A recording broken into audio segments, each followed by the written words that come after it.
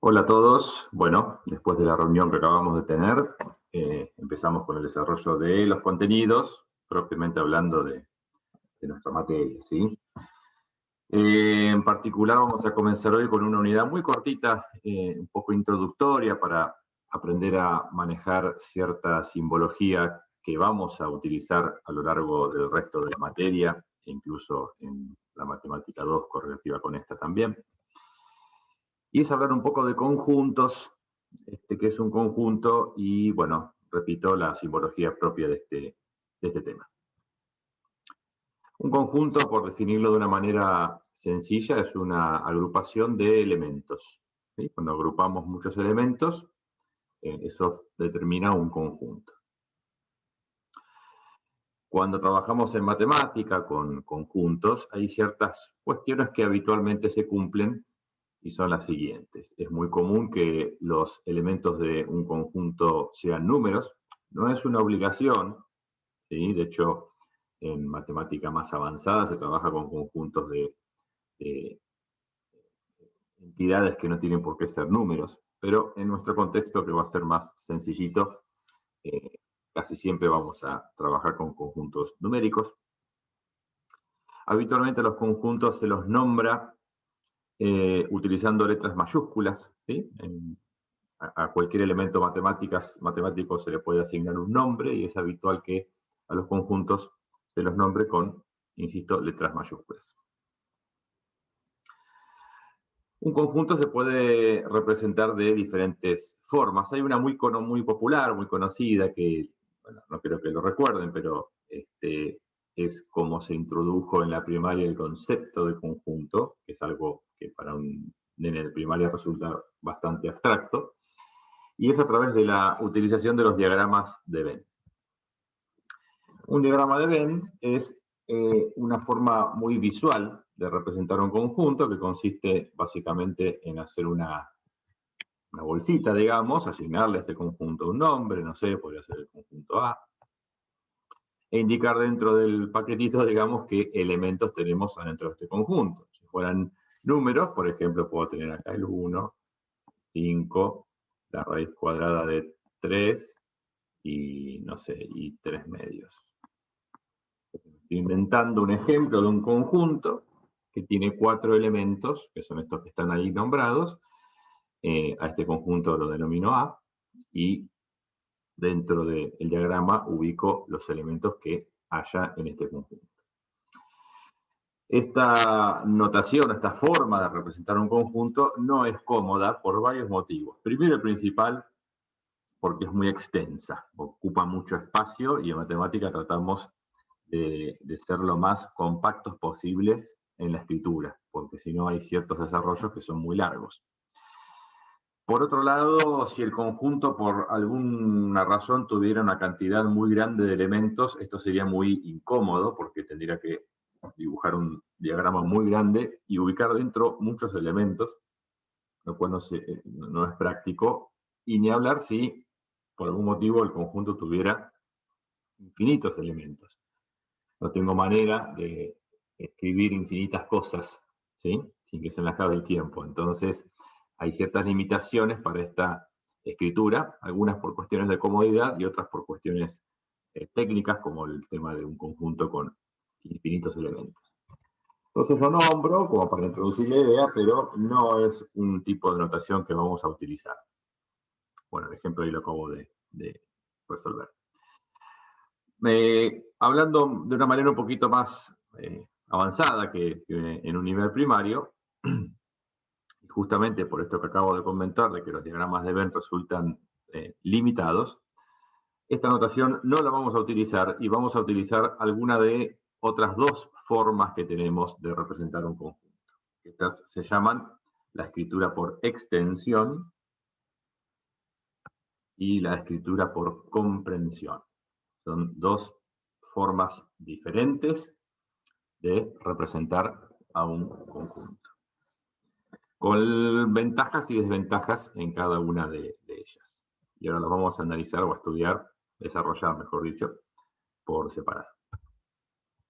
Empecemos con la escritura por extensión. Escribir un conjunto por extensión significa nombrar uno a uno todos los elementos que lo forman, separados estos por puntos y comas, y colocando la totalidad del conjunto entre dos llaves. ¿Sí? Esa es la notación habitual que se utiliza en un conjunto escrito por extensión. Por ejemplo, y ahí les defino o les invento un conjunto, que lo llamo A, y que contiene a los elementos que se ven literalmente ahí adentro, el 1, el 2, el 3 y el 4. Por supuesto, este conjunto yo lo podría representar a través de un diagrama de Venn y no habría ningún problema, bueno, pero es mucho más compacto, como verán, escribirlo de esta manera. Por eso, insisto, el diagrama de Venn no es una opción para nosotros. Acá invento otro ejemplo, un conjunto que llamo B, que contiene adentro los elementos que se ven ahí, el 0, el menos 5 medios, el 8, el 1 y la raíz cuadrada de 3. Insisto, son ejemplos, estoy inventando conjuntos totalmente arbitrarios y podría haber puesto cualquier otra cosa que incluso no tenía ni siquiera por qué ser números, podrían ser personas o lo que fuera. Si bien esta escritura es muy clara porque uno ve el conjunto y enseguida se da cuenta de quién está y quién no está dentro, tiene limitaciones similares a los diagramas de Venn. ¿Cómo hago si mi conjunto tiene infinitos elementos? O sin llegar a ser infinitos, si hay una cantidad suficientemente grande como para escribirlos uno a uno, puede llegar a resultar esto muy incómodo. Entonces, es una escritura que es mucho más compacta que los diagramas de Venn, pero en realidad desde lo técnico tiene también sus limitaciones, por lo que acabo de comentar. La ventaja de la escritura por extensión es que es muy visual. Uno ve el conjunto y enseguida se da cuenta cuáles son los elementos que pertenecen a ese conjunto. Bueno, para resolver estas limitaciones que nos ofrece, digamos, la escritura por extensión, surge la otra forma, que es la que nosotros más vamos a utilizar porque ya nos permite trabajar a otro nivel. Y es lo que se conoce como la escritura por comprensión. Escribir un conjunto por comprensión significa describir al mismo a través de alguna cualidad común y única de todos sus elementos. Y esto, así como lo leí, puede llegar a sonar un poco confuso, por eso vamos a ejemplificar con algunas situaciones sencillas.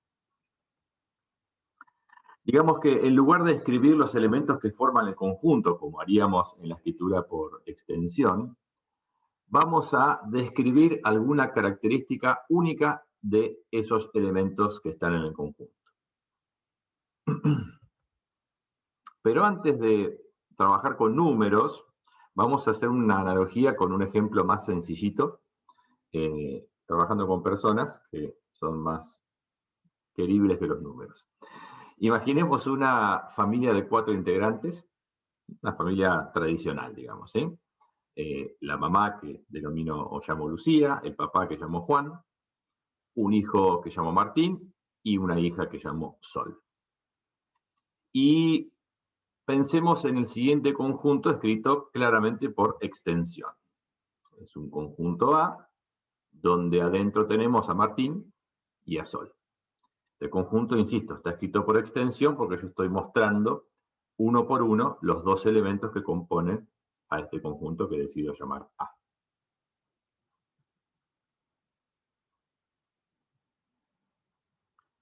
La pregunta que hago es, ¿qué característica hace únicos a los elementos de este conjunto? Es decir, ¿qué puedo encontrar como característica de Martín y de Sol que la cumplan ellos dos y que no la cumpla nadie más?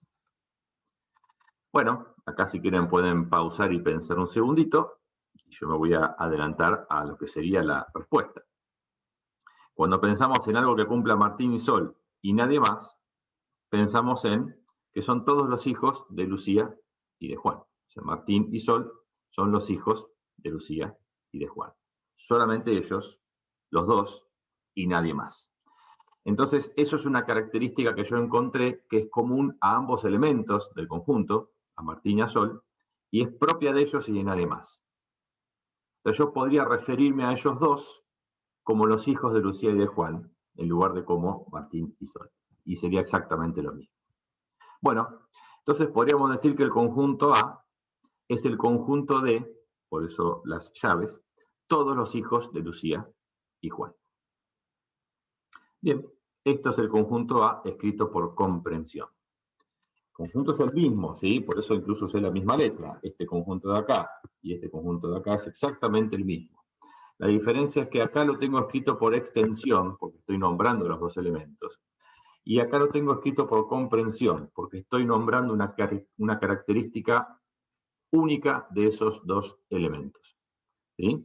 Ambos conjuntos son el mismo conjunto escrito de dos formas distintas. Bien. Ahora esto, puse un ejemplo con nombres y con personas para que sea un poco más fácil entender el concepto general, pero vamos a empezar a trabajar un poco con nuestro campo, que son inicialmente los números, ¿no?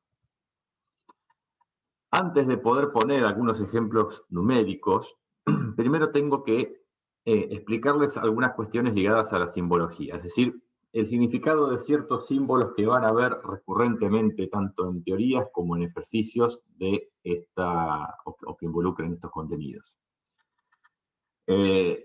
Matemática en muchos aspectos es un lenguaje nuevo. Bueno, nuevo para algunos, no para todos. Hay que amigarse, como en su momento se amigaron con el español, y se amigaron con las palabras, y se amigaron con las conjugaciones, un montón de cosas. Bueno, ahora hay que empezar a amigarse con símbolos nuevos, ¿sí? Que no son las letras del alfabeto, pero que tienen un significado, y tienen que empezar a incorporarlo, y va a llegar un punto con la práctica con el cual van a poder efectuar la lectura de esos símbolos de manera inmediata e inconsciente, como cuando están leyendo estas palabras que yo escribo, ¿sí? No tienen que detenerse a pensar, ya lo tienen incorporado. Eso lleva un tiempito, y la práctica es lo que acelera ese proceso y lo afianza, ¿sí? Vamos con estos símbolos. Algunos los van a conocer, otros probablemente no. Por un lado, cuando se ubique en matemática algo entre llaves, universalmente se entiende como el conjunto de, y bueno, las cosas que aparezcan adentro, puede estar escrito por extensión o por comprensión, es indistinto. Pero todo lo que se coloque entre llaves hace referencia a un conjunto. Esa barra la vamos a entender como tal que, o bien que cumplen. Y quizás si lo pongo ahora suelto no cobra mucho sentido, pero cuando veamos los ejemplitos en un segundito van a entenderlo mucho mejor.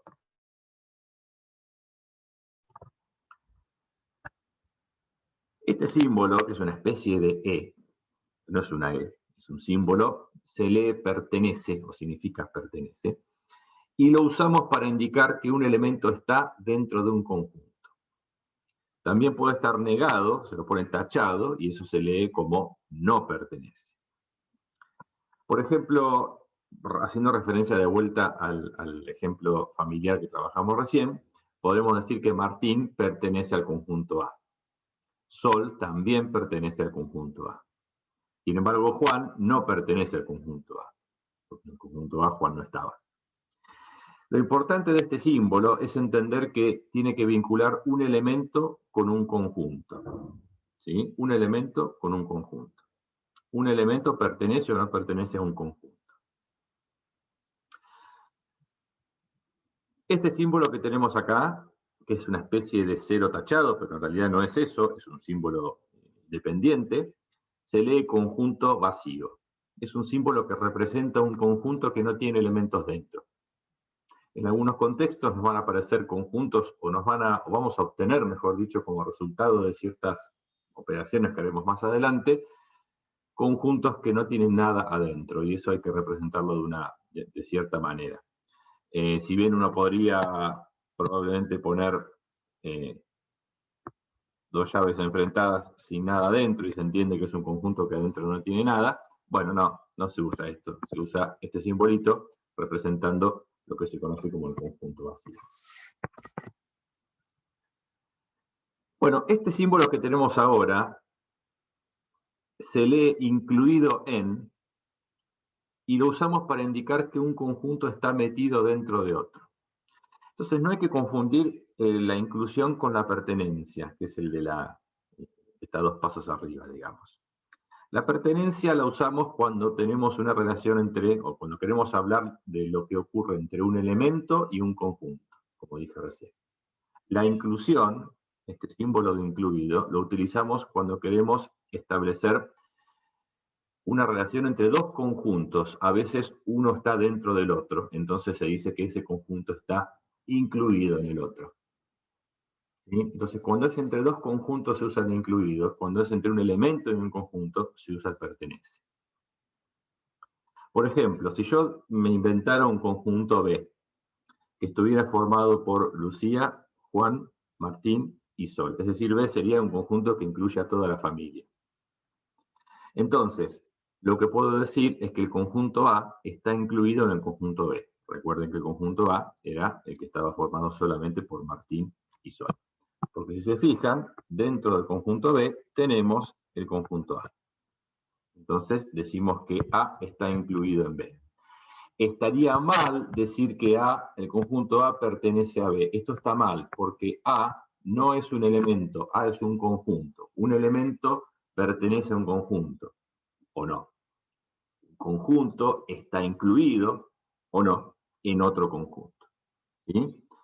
No lo aclaré aquí, pero también se puede negar este operador, se puede escribir este símbolo como diciendo que no está incluido. Si ocurriera eso en esta situación.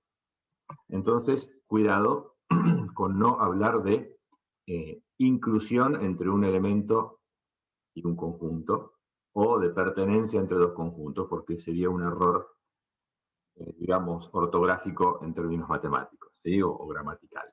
¿Bien? Muy bien.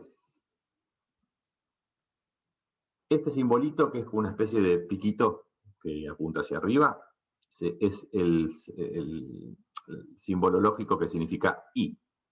¿Sí? El I del castellano, de blanco y negro, o de un número par I múltiplo de 8. Bueno, eso que se llama conjunción en matemática, cuando se cumple más de una cosa y otra, se simboliza con ese simbolito, ¿sí? Que se lee como I. Y de forma similar, tenemos este otro simbolito que apunta hacia abajo. Esto es el O, escrito en forma matemática. ¿Sí? Con estos símbolos, insisto, hay que amigarse. Mi consejo es que si nunca oyeron hablar de estos símbolos, se hagan una especie de machetito para tener a mano qué significa cada uno de ellos, para que los ejemplos que vienen ahora sean más fáciles de seguir. ¿Bien? Bueno, ahora sí, vamos a presentar algunos ejemplos de conjuntos expresados por comprensión, ¿sí? Y vamos a hacer la interpretación correspondiente. Entonces, acá lo que tenemos es un conjunto escrito por comprensión, y lo que vamos a ver es cómo se lee esto, cómo deberían leerlo ustedes, que es como lo leo yo cuando lo miro. Esto se va a leer de la siguiente manera. Casi una traducción literal, digamos, como si fuera un idioma alternativo. C es, de ahí el igual, el conjunto de los X. Cuando pensamos en el conjunto D, estamos viendo la llave que se abre. El es lo podríamos asegurar, asociar al igual. El conjunto de los X, la X aparece bien clarita, pertenecientes a los números naturales, que es lo que se simboliza con esa N. Si bien de conjuntos numéricos vamos a hablar mejor en la próxima unidad, creo que todos saben que eso representa los números naturales. Tales que, eso es la barra, X es menor o igual, ahí el simbolito o la desigualdad correspondiente, a 5. O sea, fíjense cómo yo hice casi una traducción elemento por elemento para formar la oración que me termina diciendo lo que este conjunto está representando. Que ahora voy a hacer una segunda lectura un poquito más sin pausas, digamos, para que se entienda la idea. C es el conjunto de los X pertenecientes a los números naturales, tales que, o que cumplen, que esos X son menores o iguales a 5. O sea, este conjunto me está queriendo incluir, digamos, o me está queriendo agrupar a todos los números naturales menores o iguales a 5. Si pensamos en cuáles son los números que cumplen con esa condición, que son naturales y que son menores o iguales a 5, son los que están ahí, el 1, el 2, el 3, el 4 y el 5. ¿Bien? O sea que este conjunto que está escrito aquí por comprensión, yo en este caso lo podría representar por extensión como el conjunto formado por estos 5 elementos. Observen la ventaja y lo compacto del lenguaje que les estoy intentando de a poquito presentar, porque esto que tenemos encerrado en rojo, cuando yo hice la traducción coloquial, me ocupó 2 renglones de palabras. ¿Sí? Sin embargo, lo mismo escrito en forma simbólica, me ocupa un espacio muy chiquito. Bueno, de ahí una de las ventajas de aprender a dominar este nuevo lenguaje. ¿Algún ejemplito más? Acá tenemos un conjunto de... Bueno, a ver, podemos hacer la lectura. Es más, les propongo lo siguiente. Si quieren, pausen el video y hagan ustedes una traducción, antes de que yo continúe, de este conjunto a lo que sería cómo es la lectura coloquial. Pausen, háganlo. Bueno, y ahora sigo. La traducción, para ver si lo que hicieron está bien, o en parte bien, sería la siguiente. D es el conjunto de los X pertenecientes a los naturales, tales que X es par y también es múltiplo de 5. Que hace una lectura en base a la presentación que les hice de los simbolitos. Bueno, la traducción sería esta que les estoy dando acá. Los X que cumplen estas condiciones, o sea, números naturales que sean pares y múltiplos de 5, bueno, habría que ir recorriendo los múltiplos de 5 y ver cuáles son pares. 5 por 1, 5, pero no es par. 5 por 2 es 10, ese sí es par, entonces lo cuento. 5 por 3, 15, ese no lo cuento. 5 por 4, 20, ese sí es par, así que lo cuento. Y así sucesivamente iríamos formando de a poquito los elementos que forman este conjunto. Son 10, 20, 30, 40, 50, etc. Claramente son infinitos.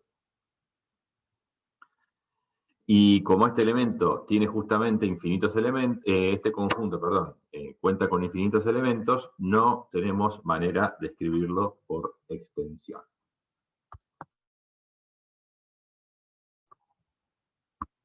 O sea que la única escritura posible acá sería por comprensión, como está indicado ahí arriba. Muy bien. Un comentario sobre este mismo ejemplo. A este conjunto, que ya acabo de escribir, lo podemos escribir de una manera aún más simbólica.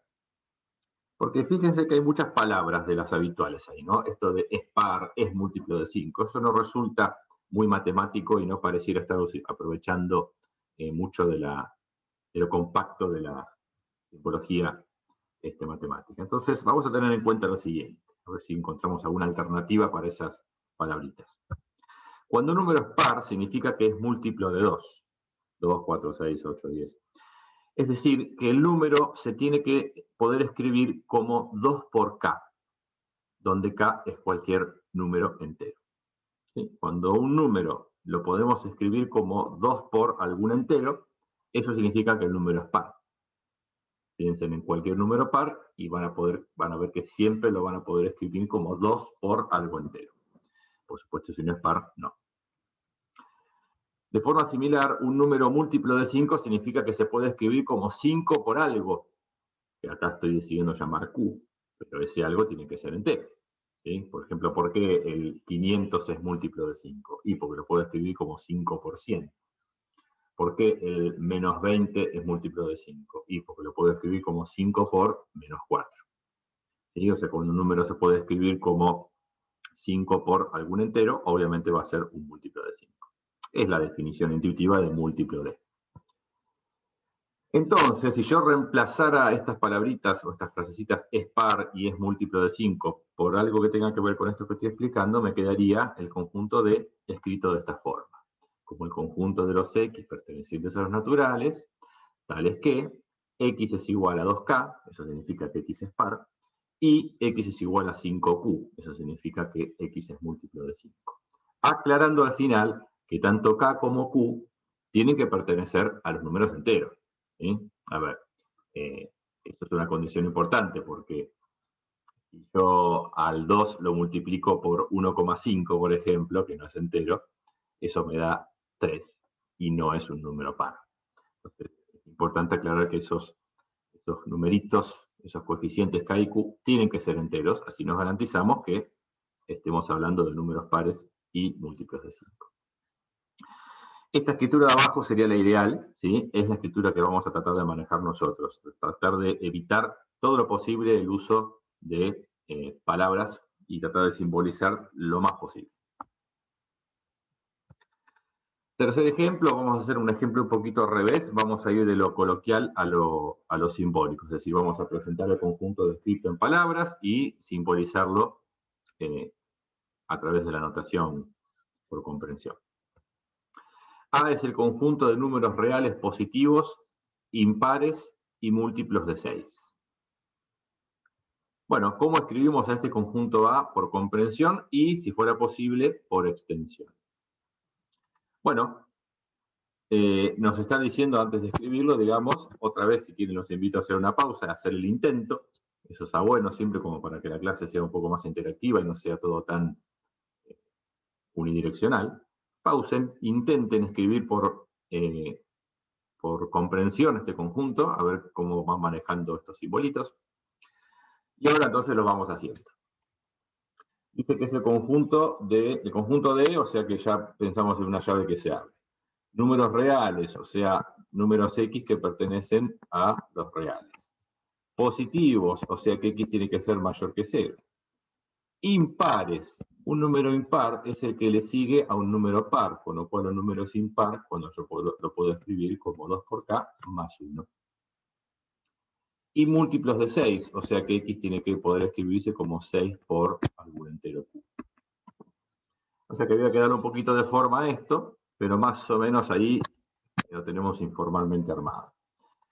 El conjunto A va a ser el conjunto de los x pertenecientes a los reales, tales que, o que cumplen, que x es mayor que 0, y, porque son condiciones simultáneas, x es igual a 2k más 1, y x es 6q, con k entero y con q entero. ¿Sí?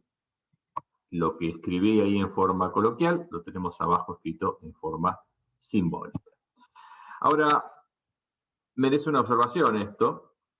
Ningún múltiplo de 6 es impar. ¿Sí? El 6, 12, 18, 24 son todos números pares, porque si es múltiplo de 6 es par, con lo cual no va a existir ningún número real que pertenezca a este conjunto, porque no existe ningún x que cumpla con estas condiciones simultáneamente. Entonces, cuando analizamos eso, vemos que este conjunto en definitiva es un conjunto vacío, es un conjunto que no tiene elementos. En mi intento de escribirlo por extensión, deduje o concluí que este conjunto no tiene ningún elemento, porque ningún valor de x cumple estas condiciones, entonces es el conjunto vacío. ¿Bien? Bueno, con esto les voy a indicar a través de la mensajería qué es lo que pueden resolver de la guía, pero ya pueden empezar a trabajar. Les sugiero que lo hagan. Mañana vamos a continuar con la segunda parte de esta cortita unidad para ya la semana que viene pasar a la unidad siguiente. Bien. Bueno, un saludo y espero que arranquen bien.